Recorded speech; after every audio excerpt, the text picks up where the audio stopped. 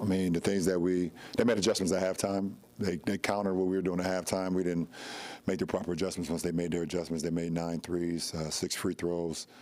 I think Tim Hardaway was 6 for 7, 4 for 5 from 3, 16 points in the third, got going. So a lot of shots that they missed in the first half that we kind of forced them to make or forced them to shoot, they made in the third. But you're never going to win a game if you get 51 in a quarter. So that's it. It's simple. And just one big picture on today, what it means for you in your career.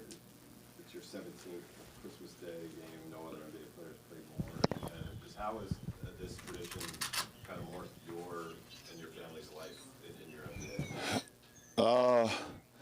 I mean, the unfortunate part, I go to the unfortunate first before I go to the fortunate. The unfortunate part is that the family's kind of got used to me being away on Christmas, which is the unfortunate part. I don't know what the ratio of road games to home games. You can look that up for me and tell me, but I know for sure I've been on the road a lot more on Christmas than I've been at home. The fortunate part is I get to play the game that I love on Christmas, and if I got to do anything else when I'm away from my family, I get to play the game that I love to play, playing on this stage, on one of the best days that we have in our league. It's usually like the opening night, it's the Christmas Day games, you got the All-Star weekend, you got the finals and playoffs, things like that. So it's an honor for me to be able to still be playing at the level I'm playing at and still be able to play on Christmas in front of our fans that love our game. LeBron, just your energy early on just seemed to be having a lot of fun, talking up with obviously the Mavericks bench, which you know well. What was sort of your energy? Does it change a little bit because it's Christmas, because it's sort of a big time game? Well, I mean, it's an early game for me, so I gotta get my energy going, pretty early. I've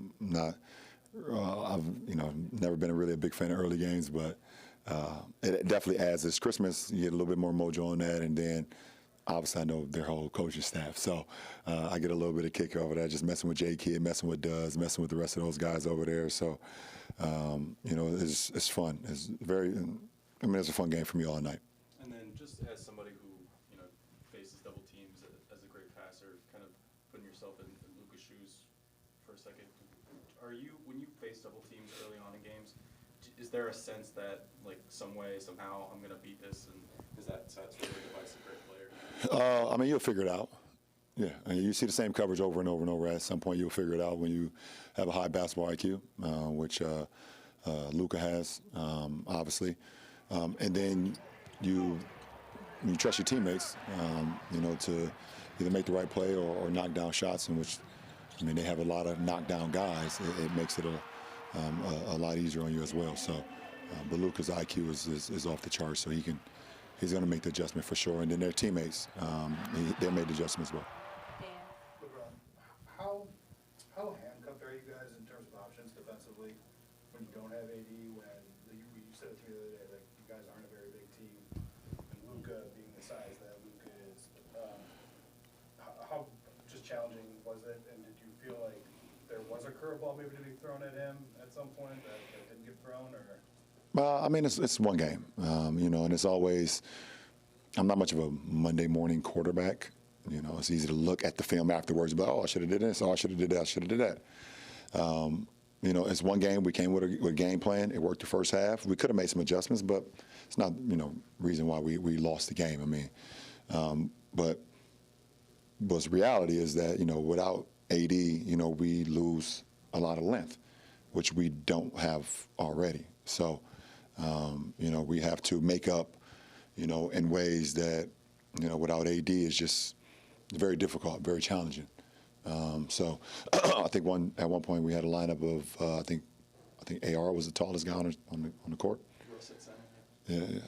So it's not a rocket science to figure that out. So that's to me a couple times this year. And then this team has been in some tight spots this year. Sure, more than you'd like. 0-5 start, 2-10. I mean, it's dug itself out to a certain extent.